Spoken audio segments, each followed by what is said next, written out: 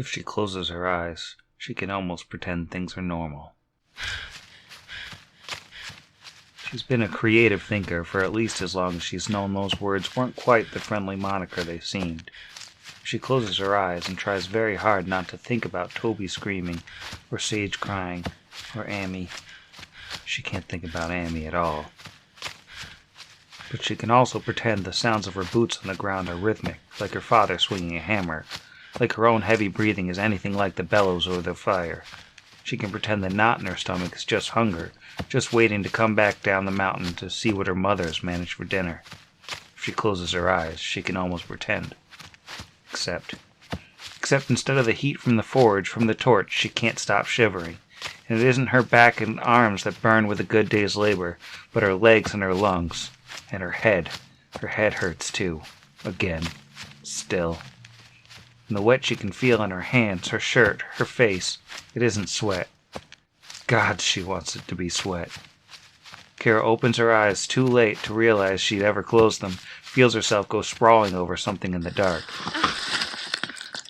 She lets herself, or forces herself, to lay there a minute, feeling mud soak through her clothes, feeling Kingsley wriggle comfortingly against her neck. She tries to catch her breath and forget she is nowhere near the forge at all. It occurs to her, maybe not for the first time, she has no idea where she's going. Hadn't known when she'd thrown everything she could carry into a bag and grabbed Kingsley, Lucy, and the sword she'd made with her father before bolting into the night. She only knows she needs to get away. Not forever, just long enough to figure things out. Long enough to fix things before she can face her family again. In a way, it's what she's always wanted. Leaving Torch for an epic adventure just like her mother had. Kira and Lucy and Parda against the world. Only Parda isn't there, and Kira can't afford to drag her best friend into the mess she's made, even if it's all she wants to do. Resolved or near enough, she makes herself stand up, reaches over her shoulder to place a hand on Lucy's head for a moment before letting Kingsley crawl over her fingers. Okay, Kings. Guess it's just you and me for a while. But we'll be fine. Right? Yeah. Right. She'd made this mess. She'll clean it up. All she has to do is fix the torch. Then she can tell her mom what happened, why she wasn't thinking straight, why she'd never meant to hurt anyone. Or worse. Shaking the thought from her head, she thinks a moment before making her best guess back toward the edge of town. Things are dark and quiet with the torch out. Almost reflexively, she turns to scour the sky for it before remembering she can barely make out the silhouette of the hill anymore. She frowns, glances down at the small black scorpion on her shoulder, running a finger over a pristine pink bow. It'll be just like relighting the forge with Dad. Once we do that, everything will go back to normal. It has to. This time, she almost believes it. Welcome to Pod Against the Machine.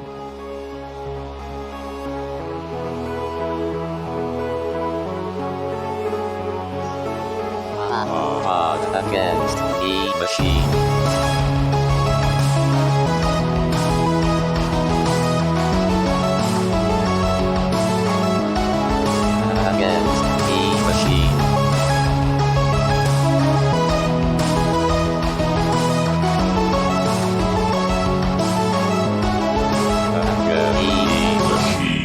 Welcome to Pod Against the Machine, the only Pathfinder actual play podcast so traumatized by the fight in episode 14 that they swore never to have combat again. I'm your host, Sam, and here is everyone else to awkwardly say hello. Hi, everybody.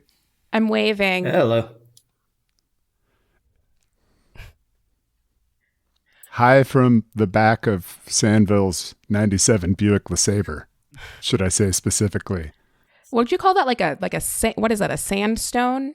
Champagne? Yeah, well, what I can tell you is that it is, if not buttery, greasy. Is greasy a good description for leather? But it's a smooth interior in here. Do you want greasy leather? I don't.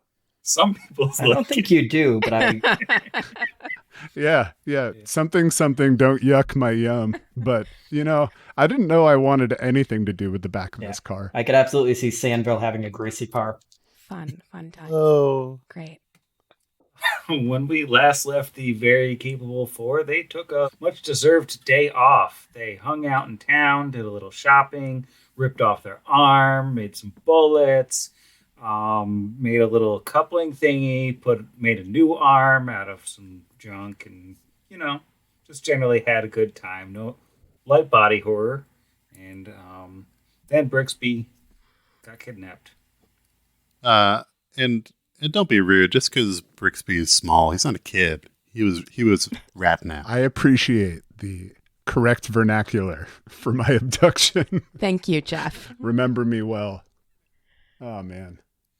So we're going to open in the familiar cottage belonging to Sanvill Tret. It's exactly as Brixby remembers it from yesterday morning, though perhaps the odd smells have faded away a bit from 2 days of being unoccupied. The merchant is crouched in front of his fireplace, hitting a small device onto the floor over and over, until finally a tiny flame pops out of the top of it. He nods with satisfaction, reaches into the fireplace, and lights the kindling with the little device. There we are. Much better. Where were we, Brix?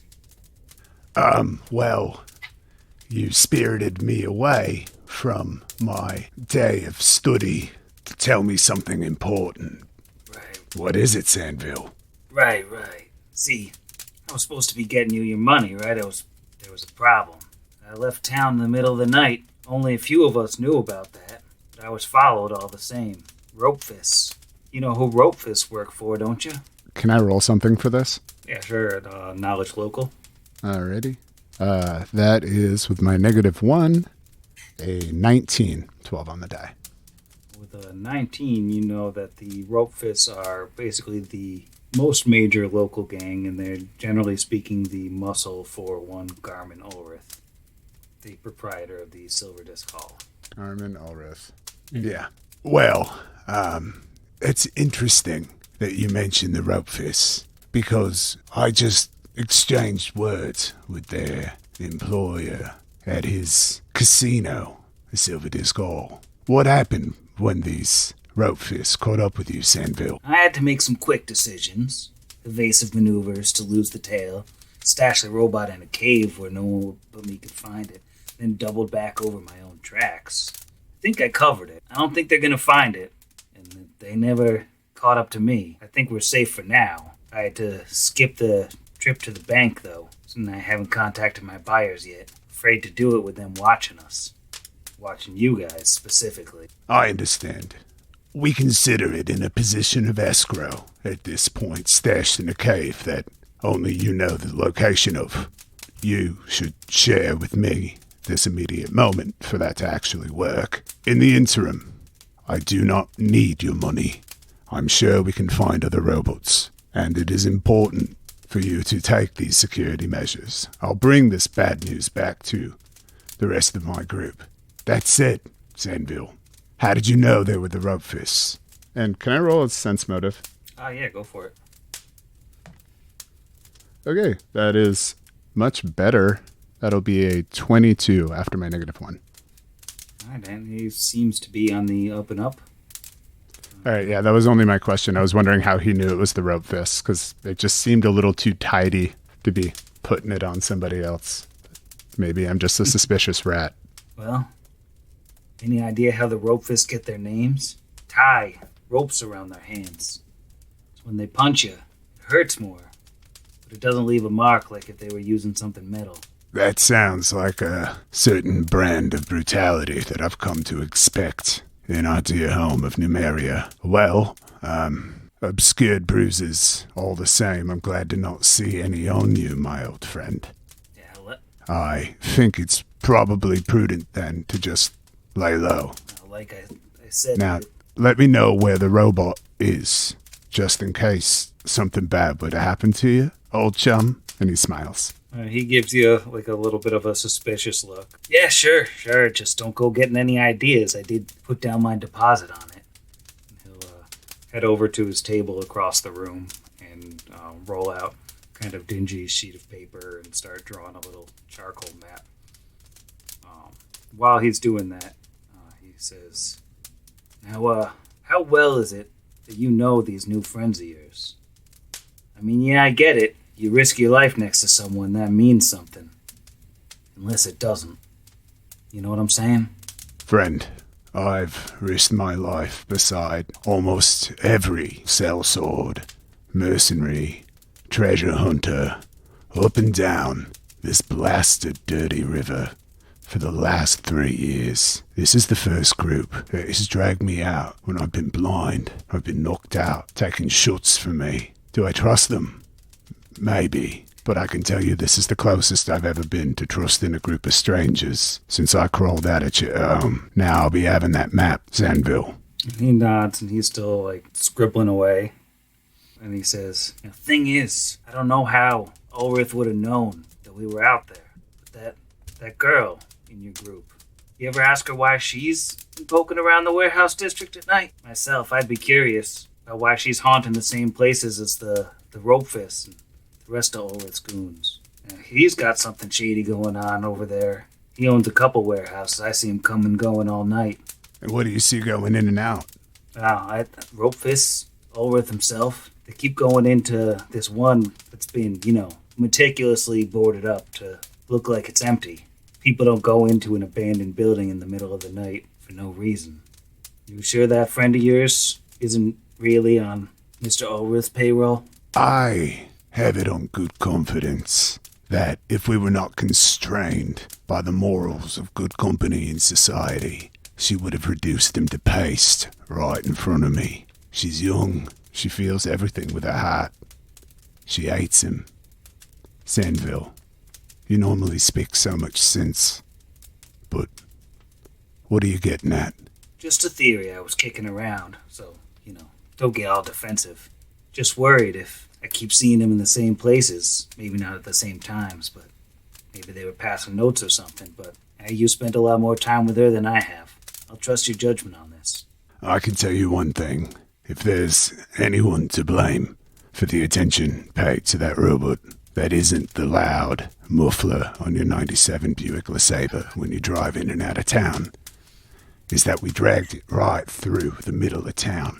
Sure, we threw the dead friend blanket on it at one point, but that can only cover so much. We, clearly made an impression on a good number of people. There's eyes all over, people hungry for a little piece. They'll share anything they see, Sanvill. I appreciate you looking out for me, my friend. It's good business, I know, to keep each other alive. So, I'll keep an ear out about these rope fists, eh? You just lay low, right? I gotta get back to my people. Unless you have anything else that's pressing and important to share.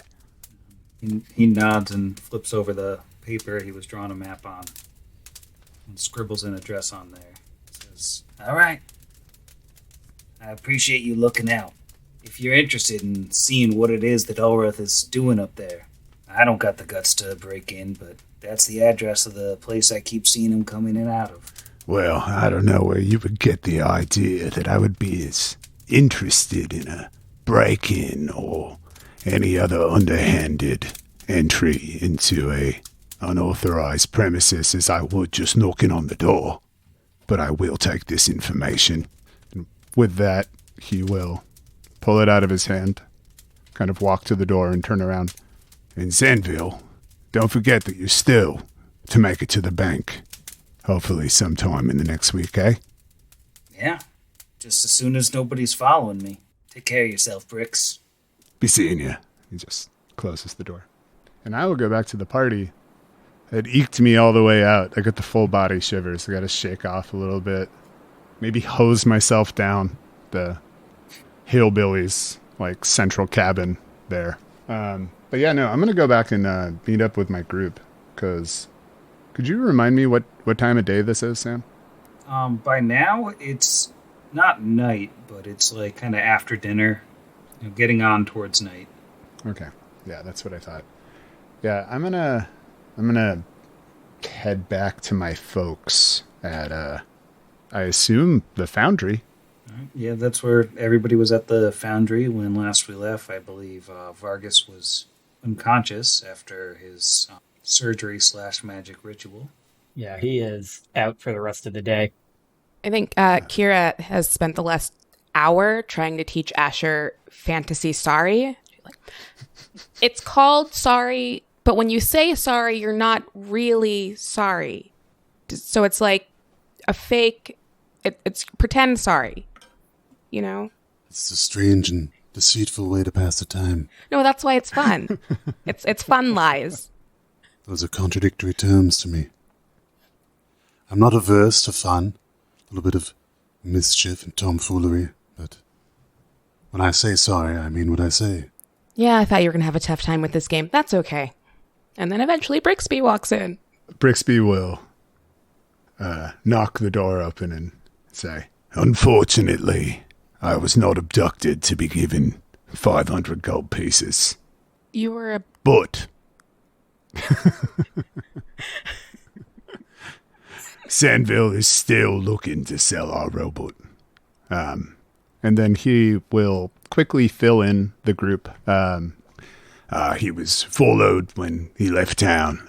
He believes it was the rope fists. He'll look to Kira because he, as the local, you would likely be the person that would resonate with the most. Then a local group of hitters. We may have just spent the evening in the company of their boss. So he stashed the robot and says that he'll return to it later. Following that point, and he'll flip the paper over, he gave me an address. He told me that this was a suspicious site of activity for rope fists and the aforementioned proprietor. He encouraged us to check it out by perhaps more dubious means. For my first roll of the game, on a knowledge local about the rope fist, Orange Creamsicle doing me right with a natural 20. Nice. For a total of a 25, do I know any juicy hot deeds? And you know the basics of the rope fist, that they do indeed work for Garmin Ulrith. They're sort of engaged in the petty muscle game for the most part. There have been, let's say, some whispers lately, at least, that they're involved in something else, something outside of their normal racket, but nobody really knows any details. Yes, it's very curious timing that, while Sanvill may have been pursued by these, their boss wanted the celebrity of personages in his establishment. Could that have all been a distraction rather than a way to gain business? I do not know. I don't think it's suspicious at all. He's been a bad guy for as long as I've known about him, or at least my parents told me not to talk to him, and also everybody else in town. Well, I can't turn down a good opportunity for a little bit of larceny. So, I'm down to look into it another night. But it does seem imperative that we get back under the hill tomorrow morning. The torch is still out, so I don't know where else we can go. Unless Sanvill made it sound like going to this other place will help? No, Sanville's always been hard to read. I mark him as a man that could get others to handle his dirty laundry, his problems for him. And that's just another puppet string I'd rather not have tied to me right now. I just don't see why this would take priority over our current mission. Now, will I agree that entering facilities without our full personnel may not be wise, but does that mean we can't do any reconnaissance? At least see anything while Junk Punch is resting from his horrific and graphic undertaking? Brix will look up at Kira. Big stuff? I mean, you don't have to twist my pudgy little arm to convince me to go sneaking about in the night. Sure. I mean, if it's in the warehouse district, I can probably find it for us, but we can't all go, and I don't think we should leave Vaargas by himself, right? You're right. It's probably bad bedside manner. I do agree that probably one of you should stay here. I should definitely go. I have the ability to be invisible, which would probably be very useful at this moment. I, for one, have spent most of the day toiling with my hands and wouldn't mind stretching my legs for a change. Well, I'm pretty bad at being quiet in every sense of the word, so I can stay here. Yeah, it seems like you missed some sports bedazzle in that new sword. That's what I was trying to tell Asher. Yeah, I can't believe you didn't see that there with your keen eyes. I was distracted by Vaargas, dying in a corner. Yeah, it's a fair one. Fair one. I was wondering if we put the metal arm in a bowl of water while he's sleeping, do you think? Oh, it's probably not even connected yet, right? Because it takes like 24 hours for the nerves and things. Anyway. Was it dirty? Okay. You know what? You guys go. I'll stay here. While we explore, Brixby, you'll have to tell me why it was that Sanvill was trying to enlist you to clean his clothing.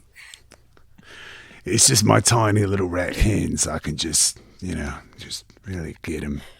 Making some hand motions Really for the get listeners that you guys can't see, but God, everybody else in the pod can. Still going. It's good clothes washing hand movements. That is definitely what it looks like to wash clothes with your hands. Yeah. It was foolish of him to think puppet strings would be enough to tie you up. Your abilities to escape merit far more restrictive measures. I am quite glad that Kira is watching the Metal Man. I can't think of better company. He just pats Asher's, back of his thigh, because that's the back for rat people. And this unlikely duo toddles on into the night. All right. Let's see. Why don't we get stealth checks to, I assume, sneak up towards this address that Sanvill gave you. Mm-hmm. And, yeah, I'm not going to use it yet, but I have at least a couple vanish spells I'm going to throw at this to be very invisible. That's pretty good. I'll take that. 11 on the die, plus my 11 gives me a 22. Well, also an 11 on the die, plus a 4 for 15. Okay, and by now it's getting rather dark, and you find this wooden building amongst all the other warehouses. Windows are all boarded over, and the doors are boarded up, all of them that you can see at least. And everything appears to just be locked down. There's not really any obvious signs of activity right now. But why don't you both make me fortitude saves? Oh, yeah. Is this against a spell-like ability, or disease? It is not. All right. Not good, Sam. These new beautiful dice have been rolling so well for me that I just threw a 4 at that. That makes me a 6. Big 6 for Bricks. Very nice. Yeah, first roll ever on these coffee bean dice I was gifted. Natural 5 for a total of a 10. It's probably DC 6, though. I think we both made it. So, for the first time in his time in Torch, Asher starts getting a really bad headache. The kind of bad headache where he's going to take a -1 to all mental stat-based skill checks. And Brixby, your headache it's starting to get really intense. And mechanically, there's not a greater penalty for this, but it's starting to, border on debilitating how much your head hurts. Man, if he only had some pesh, I'm sure that would just smooth this whole thing out. Kind of bummed I didn't build that into his character. I will say, so, and I'm not trying to metagame or anything, but would we both notice an onset of intensity of our headaches, concurrently approaching this warehouse? Or is this, I mean, it did like, are we both just like, oh, at the same time? Or is it kind of like, this has just been moving on throughout the night? And it seems to pretty rapidly worsen as you get close to this building. Why don't you both give me perception checks? It's a dirty 20 with my -1, unless it's a high-tech or mechanical trap. 17 with my -1. Well, both of you, I think, notice that there's a low hum in the air. And it's hard to hear, but you can almost feel it in your bones. And it's like the closer you are to this building, the more it feels like, it's almost like everything's vibrating. And that seems to really correspond with the headache getting worse. Asher, as we got close to this building, did you detect a hum? That just splitting your mind in two? Or did I drink too many of those Jello shots back at the Silver Disc? Both may be accurate. I've heard of people complaining about their headaches, but this is the first time the malady has affected me in such a way. It cannot be a coincidence that we draw closer to this location and feel pain in my case for the first time, in your case worsening. So, Sam, do we see in all of these boarded up windows any openings, anything at all? Are they like perfectly airtight boarded, or do we see something that like a crack, a knot, anything? Well, how close are you getting? And do you want to roll another perception check to inspect doors, windows, that sort of thing? Yeah. I'll roll another perception check. Okay. Not as good. That is only a 14 after the -1. With a 14, and it looks like they're all boarded up pretty well, almost meticulously so that you can't really see in at all. Brixby will turn to Asher and say, Now, I haven't done this yet, but I'm pretty sure I can disappear. At least for a short period of time. I think to make the most use of at least one of those instances would be to run up and observe what I can in this building. I don't see any cracks. Do you? We'll take a gander just for posterity. No, he doesn't, with a total of a 7 after that -1. No, this building looks nigh impenetrable. Though I wonder how tall it is exactly. How tall is this? Looks like it's a borderline 2-story building. So if it has a second floor, it's probably not like a full floor. It's got a steepled roof. So at the tallest, it's fairly tall, but I don't know building heights off the top of my head. At the lowest, though, from the top of the first story, Like to the you have to roof ballpark opening. it. Yeah, like if somebody were hypothetically to want to get on top of the roof, how high that would be from the ground. Probably about 12 feet. Oh, wonderful. I can sneak up, but if you have a better idea. Perhaps more complimentary than better. Certainly, I don't have the knack of gaining entrance, per se, but as far as climbing, and you wouldn't know it from the evidence you've seen so far with my climbing ability. But I was a vertical leap champion in my youth. That's canon now. I've got, the kids in town said I had mad ups. And I don't exactly know what that meant. I've always had a rather pleasant disposition. But it's been said about me. Imagining a track and field meet where everyone's wearing your hat. Just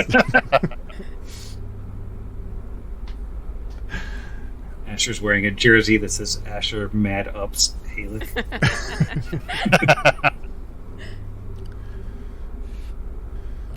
That is going to be available in the merch store after we hit that Patreon goal. I'm confident that we can just sneak up there and maybe or maybe not alert them of our presence and then get into a fight, possibly underleveled to end with half our party. But I'm into it. That's the type of reckless stuff that I like to do. So, I might just sneak across, right? And see if I can find anything at ground level and sneak back real quick. I'm very small, very sneaky. If I don't see anything, and maybe you leap up there, I'm just worried that might make a sound. More so than just looking through a little crack, if I can find one, that is. By all means. Would a knowledge engineering be at all helpful structurally to identify where we might be able to peek through? Am I overcomplicating things and we should just percept? It's probably just perception. My perception's awful. Oh, you know what? Brix is just going to take 1 second, quickly cast Detect Magic, and wave it on the side of the building. Does he see anything? No magic. Alrighty. And with that, I will throw the stealth check. Please be higher than a 10. Alright. That's a 10. So that will make for a 21. Okay, and you're stealthing right up to the side of the building? I am, yeah. I'm going to try to see if I can find anything to look in, if I can hear anything more about the hum, if I can hear anybody talking inside. Pretty much rolling a perception check, I guess, while I'm up there. Not better than before. That would be a 14 after the -1. Well, the hum is definitely still persistent. You can basically feel it in the walls if you touch the building. It's hard to say beyond that, and if you're listening very closely, it seems like maybe there is somebody moving in there. All right. He will head back to Asher. I got close. I couldn't find another crack or a way to see in. The hum is louder, but that just confirms something we already know. I guess we just want to weigh, is there any additional information that we could take away from this at this moment?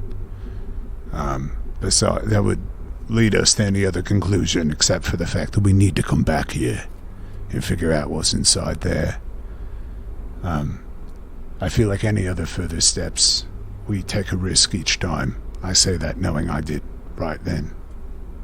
I won't disagree with you that it's risky, but from what you told me, Sanvill was seeing people coming in and out of this building, and as Caldera would have it, there doesn't appear to be anyone inside right now. I'd hate to squander that to at least do a bit more reconnaissance. I'm more than willing to take the risk of jumping up, seeing if there's anything I can see at all from the roof, a hole in the ceiling, anything of that sort, an open entrance perhaps from a higher vantage point. You're certainly welcome to get yourself to a safe distance, should I draw undue attention to myself, but now appears as fortunate a time as any to see if we can't get more information other than the fact that this building slaps. Did I get it right?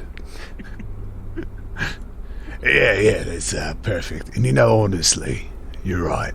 There is no time like the present. Fortune favors the bold. I'm sure I could come up with a variety of other adages that we can use to justify this. But let's just get to the fun part. Let's go spy on some people. I'll stay here. If you need help, I think a rat in the shadows is worth 2 in the bush. Something like that. Anyway, jump on up. I'll have to remember that one. And yeah, Asher will spend a grit point to enact his daring vault ability, giving him 20 feet to his land speed and allowing him to take a second jump adjacent to a wall, even if it's in a different direction. He's going to parkour up this building, and it's definitely not going to go poorly. It's going to be great. Here, the dice are going to tell the story. Let's do this. We're going to use the color scheming dice from Dice Envy. Because of my land speed increase, I get a +8 to my already existent +6 for all you mathing at home. So I get a +14 to this roll of acrobatics for the first jump. That is a 6 on the die. but I get to do 2 jumps. That was move number 1. And the acrobatics DC to get 5 feet up is 20 feet. So that gets him close. He's 6'3". That's 11 feet 3 inches to where his hand could reach the edge. Putting that dice away. Let's go to the mint chocolate crit. Counts as though I have a running start because of my ability. Beat that, so it's a 23 total. I could get up an additional 5 feet to where I should be landing now. Feet on the top of this warehouse, where I assume I'm immediately electrocuted, like in Jurassic Park, and I'm going to get flung off the building, take a whole lot of falling damage, and die. But what a way to go!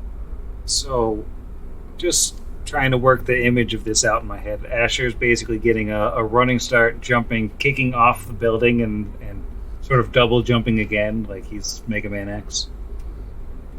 Yeah, I was thinking Samus, but we could go Mega Man for sure. Jump, kick off, jump, land on the building, because that was more than enough to be able to get his feet up in the air. He's not hanging on anymore. That was a total of 10 vertical feet. I was picturing Mario 64, but I don't know how we didn't go there first. That was weird to me. That's like the third thing they teach you, but this is fine. Sorry. It's true. Well, the good news is you do successfully jump up onto the roof of the warehouse. The bad news is that made an awful lot of noise. Doubt it. It's probably a bird. A bird just thump, thump, and then a little bit of a scramble. So Asher's on the roof, and I'm going to say, Brixby, is there anything in particular you want to do right now? You have sort of a round where you can do something. So Brix is going to free action hiss up at Asher. Great jump, but it's kind of loud. And then he is going to ready to cast Grease at anybody that he sees running towards us. And then, unbeknownst to you, some things are happening. All I like right. to think that Brix is just holding the material component of butter required for grease in his hand, and it's slowly starting to melt. Ready. Just dripping. All right, Asher, it's effectively your turn in this weird semi-combat that we might or might not be in now. You are on the roof. What does Asher see? You see a roof. Dope. I really appreciate you painting a picture with words. Yeah, I mean, it's the type of roof where it's steepled, kind of. I just have the suspicion you're looking at page, 43, and it's like, if a character jumps onto the roof. How on earth did you get the page number that close? I'm on page 42. Ow. Sky Metal. Monster. That's Actually, because he pre-reads all the adventures before we do them. Actually, the map is on page 43. It's a pro move. Now that I look. Yeah, there we are. So, Sky Metal, just for nailing. Yeah. Why not? well, you see, Asher secretly is one of the Iron Gods, so he had to pre-read in order to really get into character. That's the mystery. Oh, man. Wow. Praise Chaldea for that lucky guess. Asher will like to perceive to see, based on his roof vantage point here, and I'll perceive. I'll take my standard action to really try and see anything look like I could look down below from the roof. Are there any windows up here that aren't boarded? Can I see what's going on in this humming house? Yeah, I'm glad we put the perceptive one up here because with that -1 from the humming, it's a 10. Seems like a nice view from here. You can see that warehouse where you guys had the robot stashed. Sounds like somebody's moving below you. That's about it. Okay. Well, he has 50 feet of movement speed in his single move until that wears off. It's the end of my turn. Feel slower. Back to 30 feet. Bummer. He'll move around. I'll roll a stealth. Because why not, after kicking off the building, now try and be responsible and see, can he sneak around on the top of the buildings, 15 feet farther along, just continuing his search for a window or open hole or something. That's a 21 total on stealth. Okay, so he's doing a better job sneaking around, just moving around on the roof. It's kind of tough going, in that it's not really designed for people to walk on. There's no obvious openings. There are a couple chimneys, like for fires. Those are the only real openings. They're not like huge chimneys. They're like modest-sized chimneys that probably couldn't fit down. Okay. Did you not take a Santa archetype with your paladin? Or? Dude, don't spoil my level 3. Santa's a cavalier. I'm going to take that ooze morph shifter so I could just sludge down the chimney. Galarian Santa is way more horrifying if he is an ooze morph shifter, for sure. Just an ooze of milk and cookies just rolling down. Man, so I don't see anything. Asher doesn't see anything. We're just... Not yet. Or not so far. Anything you'd like to try, Brixby? I think Brix is still just going to hold.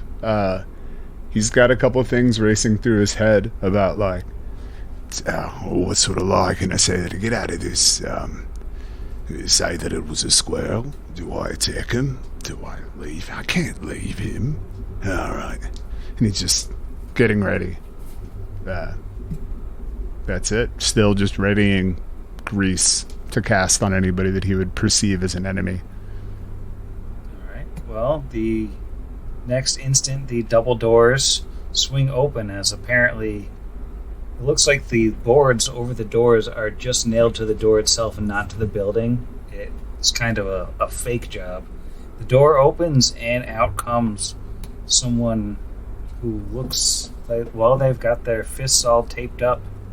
See? Why am I clicking A? That's Brixby. Hey, that's me. I see. So cute. Brixby. Oh, okay. There. My God, he looks just like Brixby. Yeah, there's a thug-like looking person with their fists wrapped up with ropes. And then they run out of the building and say, "Who's there?" Does that trigger your ready to action, Brixby? Not yet. They might go back inside. I'm holding just to be, because I'm pretty sure let me double check here. I'm pretty sure there's a verbal component. Yeah. I'm not trying to cast the verbal spell and coat somebody in fantasy butter just yet. But he's going to be staring up at Asher and then down at the person and then up at Asher and just kind of holding his breath. I'm going to have the person make a perception check because by now it's pretty dark. Brixby, you're not moving, or you haven't moved this turn, but why don't you give me a stealth check? Happily. Ooh, that's a fun number. It looks like an 11, but it's a 17. So that is a 28. All right, so this person doesn't seem to have seen you. Someone runs up behind them, so Brixby, from where you're standing, you can see a second rope fist in the warehouse, which does appear to be a warehouse from what you can see in there. All right. And they don't appear to see Asher at this point? They don't appear to see Asher up on the roof. Ooh, all right. Well, there is a reality where this possibly pans out where they're just like, oh, it's just a fantasy squirrel. And then they go back inside. So Brix is going to hold out for that possibility because not really trying to engage with an unknown number of combatants if possible. All right, and Asher, how about you? Is it realistic that Asher would have heard them say, "Who's there?" Being that he's not that far away. Is the hum like deafening, or could he still have heard? No, the hum is pretty quiet. It's more something that you feel really than even specifically hear. So you definitely would have heard the person. Okay. Having heard that, Asher is not going to move for the turn, never knowing when that stealth check is going to go real bad. He will, however, doing this stealth roll to silently draw a pistol, or can I just draw it, assuming I'm not like, let's shoot him? I think you can draw it quietly enough. Yeah, then he will do that, hoping to not have to fire. But he's not going to move at all. He's just going to stay there. The second rope fist is going to join the first, and they're both going to make perception checks. And the two of them just sort of pace back and forth in front of the place for several seconds and look around. And then they go back inside. And they close the door behind them, and you can hear a latching sound. I'm sure that Brixby and Asher exchange that like super tense, very wide-eyed look at one another. Brixby makes a frantic "come here" motion with his hands. Asher tries to tactically communicate, "Now's not the time for laundry," and will continue his exploration. On his turn, of course. Well, we're kind of out of turns now. Okay. Then, yeah, I mean, we've got luck on our side. Right. We're gonna keep. Asher at least wants to slowly kind of walk along the roof and see if he can find anything while he's up there. I mean, he's only explored so much of this roof, but he'd like to continue searching for a way to see in or get in the building. If he works his way over to the left-hand side, there's a stairway outside that leads up to a second level, or an approximate second level right under the roof line. The building's not a perfect rectangle out on that side. It kind of kicks out a little bit. It's 10 feet wider towards the back of the building. There are doors at the top of the stairs, leading both to the left and the right. And then along the side of the building, there's another single door. Everything's boarded up, or appears boarded up anyways. Is there any part of the building or a direction that we can feel the hum stronger than any other part? Just out of curiosity. If you're towards the back of the building, it does seem to be more intense. Yeah, if it looks like its roof's pretty solid and there's no gaps, I mean, taking 20 on perception, which, spoilers, with my -1 is 19. Then yeah, that would be a successful roof exploration. With the hum louder in the back, though, he would probably be really tempted to jump down the back and see if there's anything he could see in the back of the building from the outside ground level. Why don't you make acrobatics and stealth checks to jump off if you're just jumping right off that roof? Yeah. That sounds like the wisest course of action. I will stealth after him. Well, just as gracefully as he ascended with a total of a 7 stealth to get down. But acrobatically, well, that's great. It was a 25 acrobatics. So I don't know where the noise came from. Maybe it was like a yes when he landed. I don't know. I think he lands and he does the sort of gymnast pose, spin around, gymnast pose facing the other judges. Then he shoots his gun off in the air 3 times to celebrate. Yeah. It's like that Simpsons character every time he's excited. Yeah, that's a good mental cannon. Well, that makes my rolling a nat 1 with a 12 for my stealth. Not so bad there, Sam. All right, well, we have ourselves in a little bit of a weird position here. Asher's behind the building, on the ground. There's a single door right by him, And further along the wall is another set of double doors like the ones that opened. And there is some sound of commotion inside the building. What are y'all going to do? Brix is going to head towards the back of the building. He's going to swear under his breath, and he's going to start stealthing towards where Asher is headed. Where Asher is. Is there any kind of looks on the edge of the map that there might be? I don't know if that's tall grass or bushes or something kind of halfway along the building behind it that Asher could try and run in for some cover and hide in. Yeah, there's some hedges. He'll do that. He'll go for the hedge hide, which I think is like a plus 35 to stealth circumstance bonus. It's been a little while since I looked it up. Nobody's laughing because they're all like, he's gonna die. And that's why I'm laughing. I just realized I couldn't see you at all when you asked about where the bushes are. I am on the other side of the building. Alright, so that the sort of motion continues inside the building, and it looks like it sounds like there's people heading toward you. And once again, looks like Brixby is moving up alongside the side of the building. Yeah, I'm kind of trying to stay against this side of the building, so the building that would be to the west of this main building. Kind of trying to slink, shadowy type. And once again, the set of double doors on the back of the building now swing open. A couple rope fists emerge. Asher is hiding in the bushes about 10 feet away from the back door of this place. I'm going to roll 2 perception checks. Why don't you roll me a stealth? Well, I'm going to go use that page 43 Sky Metal. That might be the right thing to do. We are going to entrust the portal dice with this roll. Please. Oh, so close to the 20, but it landed on a 2. That's hot. That's great. Let's see, the Sky Metal is a plus 30, Hedges plus 35. It's true. That is at least 65 there.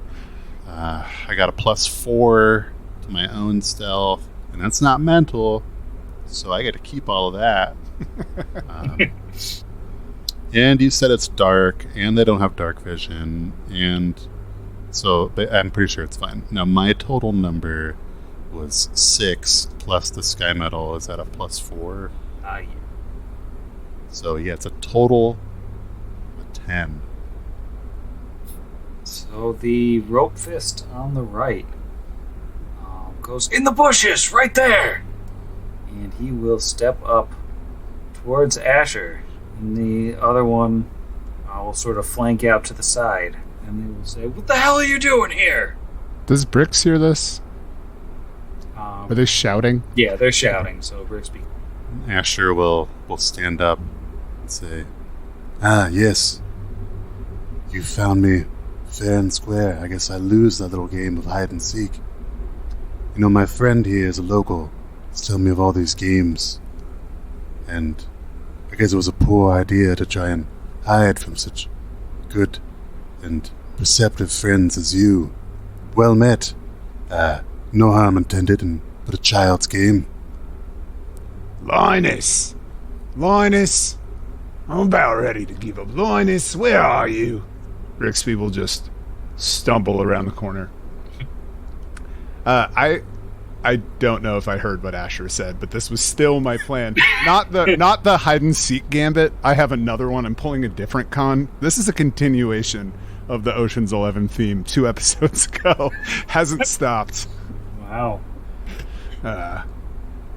Linus, where are you? He'll stumble around the corner. Then seeing everybody. What's all this then? The two guys, one of them, the one that's closer to Brixby, is going to sort of put a hand up over his face and squint to try to see who it is that's talking to them in the dark. He goes, "The hell's going on here? Who are you?" I'm looking for my friend. You see, we had a couple silvers over at the Silver Disc. Anyway, He's got the hat, just like the hat they give out on wheel days. Anyway, and Brix is gonna throw a bluff at acting drunk as heck. All right, this is that is still a mental stat, so it's gonna take a 1 to it, but that's still a 23. Sam, this is one of my higher skills. The rope fist is gonna look at the apparently drunk guy that he can't really see. Look over at Asher. So is it this true? You know this guy? Of course I do. He is my brother. Can't you see the resemblance? And yeah, I'll toss a bluff at that. I mean, obviously, it's believable, so I think I got a bonus. It's a 16 with the -1 bluff. Wow. I was not expecting that to be a high number for some reason that it felt like it was going to be low. You said 16 on the bluff? Yeah. One of them goes, "You friggin' drunks." But then the other one puts his hand on that one's shoulder and goes like, "Hey, wait a second. This doesn't add up here. Hey, you!" And he yells over to Brixby. "Why don't you come over here where we can see you?" why don't you come over here? Well, hearken you, alright? Yeah, just both of us. And him, your other friend, over here. And him too, Linus, bring your friends. Over here. Steadies himself against the wall a little bit. Rats actually can't vomit, biologically. They can only passively let out the stomach contents that they have. So he's gonna passively attempt to let out a little bit of stomach contents right there. But at the very least, they don't know. They're not biologists. He might give it a little gag. They don't know that rats can't vomit. I remember seeing James Jacobs commenting on that on the forums. Like, is that true with Yosokis, just like with common rats? And he's like, yep, can't vomit. So, yeah. I'm going for that Galarian Oscar right now. I'm here for it. I will say one of these two is studying at Torch Medical College for Yosoki surgery. That rat is passively releasing his stomach contents. What's going on here? The other one's a vet who works exclusively with rats. So. Yeah, I was about to ask if Yosoki if that would be veterinary sciences, or if that would be anatomy. It's kind of a crossover, and in Torch they kind of, or in all of Galarian really, I think the vets and the doctors, they work closely together. It's a double major. Not making any money because it's all the spellcasters. Yeah, it's a bummer, but we appreciate the service to the community.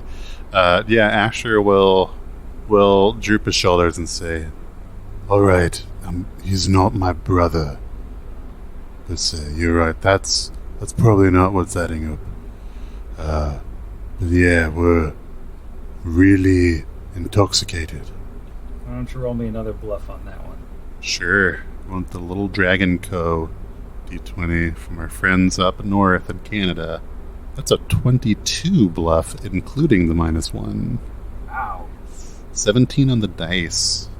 Well, as you're saying this, these two rope fists seem to be kind of convinced. A third one emerges from the warehouse, and this one points over at Asher in the bushes and goes, "That's that guy! He was, at the Silver Disc yesterday with the guy who was gonna toss his cookies everywhere. Get this guy, get these."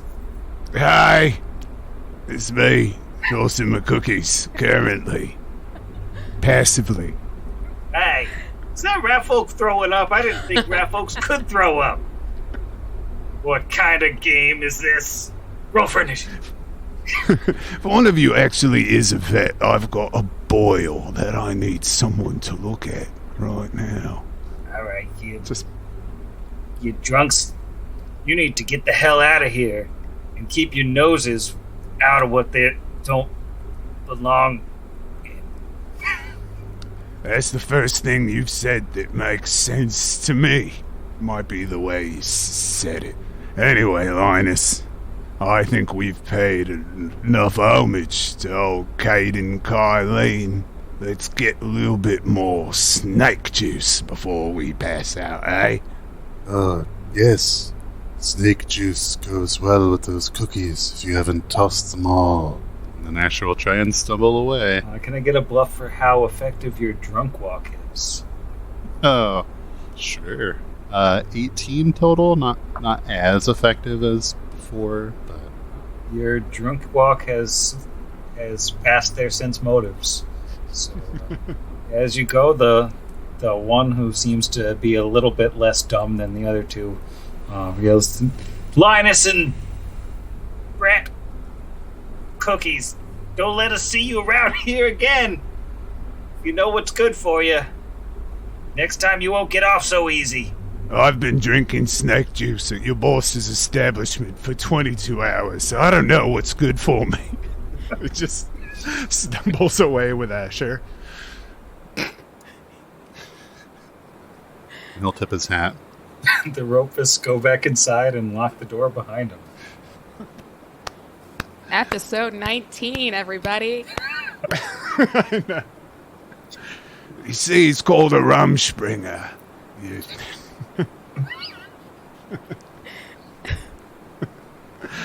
That one's for our Amish audience. Don't know. Which I'm sure there are many, just logistically speaking. So we're going to do a smash cut over to the foundry where Kira is hanging out with an unconscious Vaargas. So what does that look like? Singing to herself and bedazzling her sword. She's having a great time and knows none of this is happening. So you had the perfect opportunity to say she was bedazzling Vaargas. Exactly. That's what I was thinking too. His arm, you wouldn't know. You would just be like, yeah, man, when you slammed that on there and passed out, it was weird.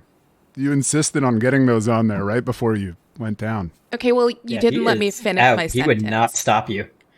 So just re-bedazzling the mist spots on the sword, and then she'll break out the unicorn sticker specifically for Vaargas, because I think by this time they've established kind of a friendship. You know, there's a rapport there, and she doesn't want to... She sees him as more than a weapon, you know? So these stickers are few and far between. She will have to go back either to Joanne or Michael to replenish the stock, but it feels worth it. It feels worth it, Sam. It's big. It's a real bonding moment, I think. The unicorn sticker. So I like that Vaargas is apparently the Iron Giant now. So much more. You are not a gun. And now our intrepid fake drunken raiding party, I think, returns at this point to the foundry. You know, Asher, in that entire walk back, after watching you take that fantastic leap, I couldn't come up with one jump the gun joke. Not one. And then we walk in through the door. Hi. Did you find anything? I found this headache that's been going around. Got in some good calisthenics, surveyed the city from a bit higher up in the air, and also had to pretend to be drunk so as not to be murdered by Rope Fist. But the good news is, all it cost me was a grit point. Oh. Okay, good. Good. Are you okay? Wait, how do you have a headache now? Also, rope fists and jumping. Can you just fill in some of those in-between details? Because I feel foggy. Yes, I understand that could be a side effect of this malady I now am subject to myself. And Asher will fill her in on the events that happened. Oh. For our second 15-minute summary of the episode. Okay, well, nothing happened here. I'm glad you guys are okay. Seems Sanvill was right to be suspicious of what's going on there. I can't think of a good reason why a building would hum and cause people physical pain. And certainly those gentlemen that we saw were not welcoming to visitors. Were rather eager to not see us again. Yeah, I would say the general caginess, in addition to the unsettling hum, has led us to deduce that we need to get to that building sometime soon. We do think that's where the headaches are coming from. But unlike going under the mountain, we might be able to get help with this one if we need it outside of our group. Even if we just mention it, our suspicions to someone in the town, we might be able to get some assistance If we want to draw that type of attention, that is. There's just no reason for us to be law and order here, necessarily. I'm interested, but I'm not suicidal, despite the events of the past couple days. If you guys are right, that building is making a lot of people sick, and I think that's enough. We don't have to tell her everything, but we can tell Dolga at least that, right? Yes, that would be the prudent thing to do for the community. While we are not responsible for enforcing any laws, we could certainly make it known and let the council do with that as they will. We said it's like late evening, early evening, not night. Maybe we should tell her now. If we can fix this tonight, I think we should, and then we can still go back under the hill tomorrow and fix the torch, and then everything goes back to normal. You would know better than I. It's the word of, I guess, two sort of heroes against their local businessmen. We could try. I have no problem. I'm not tired. I would like this headache to go away, and I think we need to do it with allies. I think Dolga will listen if we tell her there's something wrong with that place. You and Asher could go. I can stay with Vaargas this time around. My head's really starting to hurt. Very well, we've seemed to be making a habit of sorts of finding people in the middle of the night. Although at least this time we're doing it for the betterment of other than our own financial gain. If you think it's prudent to tell her in the evening rather than wait until the morning, Kira, I'll accompany you. I don't know if it's prudent, but I want to fix this. Well, then let's go and you can try again to explain that game to me. It's super easy. I promise you're going to love it once you get over the lying part. I got some practice tonight. Perhaps I'm coming around. Heading over to the town hall, I guess. I'd say Dolga's in her office, as she never, ever seems to leave.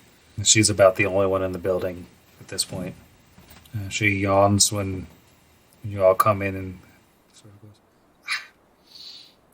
"What can I do for you at this hour?" Hi, Dolga. Sorry, it's late. My friends found a building that sings, and they think it's making people sick. She'll, nudge Asher. Tell her the other part. This headache, this dreadful headache that I avoided for a few days as I was taking a stroll throughout the warehouse district. To stretch my legs, I came across a warehouse. As I approached it with my companion, it became apparent that something about this area, perhaps even the source of the headaches themselves, emanate from the structure. The building seemed to vibrate, to hum. Interesting, but unpleasant. And while my intentions were merely to explore and see, there have been some anonymous tips that came our way, that some of the perhaps less savory denizens of Torch, the rope fists, had been coming in and out of the structure, and so that was sort of the impetus of our journey.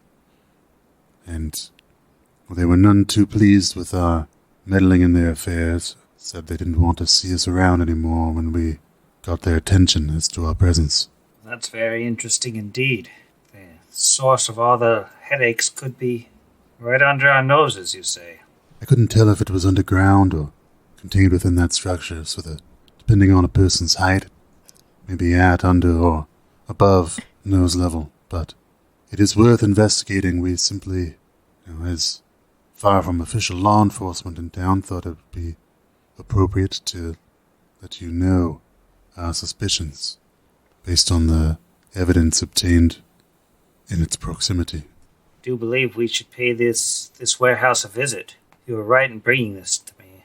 She sort of thinks, and then after a moment she says, well, if they've already seen you tonight, perhaps they're going to be on their guard. Perhaps we should wait until morning. If you're willing, I'd like to come with you. Be honored. Such a esteemed and capable adventurer as yourself, and yet also one of authority. Well, it's been quite some time since I've had to swing my hammer, but I believe my arm still has a few good licks in it. We'll send a couple people over to watch the address tonight, just to make sure they don't pack up their operation. We'll strike out at first light. How does that sound? It sounds perfect. you're wise to keep an eye on them in the evening. And yes, we should, we'll meet here, perhaps at first light, and embark together. Excellent. Thank you all. I will see you in the morning. Just a sense motive. More from the player, possibly, but really this whole thing, I think even Asher, with his headache... I'm going to also do that. Curious. I don't know that Kira would be curious, but Izzy is.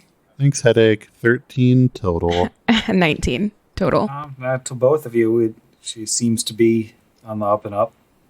She genuinely wants to come with you, and she seems to be, kind of thankful that you may have cracked open the headaches mystery.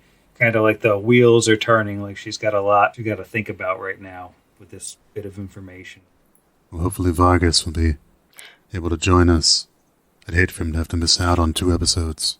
Let's get back to the foundry then and get some rest. You know that it is partially a tavern with rooms. I can't stress the inappropriateness of sleeping in someone's home or place of business when they've offered their rooms to us. Thank you, Doga. And he'll be walking back towards the foundry, hoping to convince his companions to sleep in the beds that are for customers. But we already made everything else really nice. We left them a note. And I think as our third party split of the episode comes to an end, I'm going to bed. It's the pause. Good night, Sam. Good night, Sam. I would say goodnight, but I'm still passed out in the forge. And then cue theme music.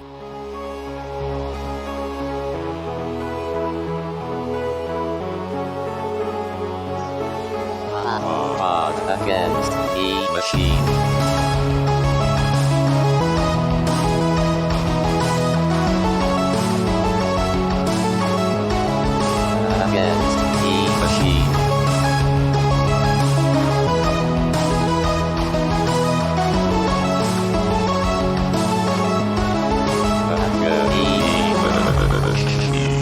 Pot Against the Machine is property of its creators, all rights reserved. Pathfinder and the Iron Gods Adventure Path are properties of Paizo Publishing. Please visit them at paizo.com for more information. Theme Against the Machine, written and performed by our own Zach. Please consult the show notes for additional music and sound effect licensing information.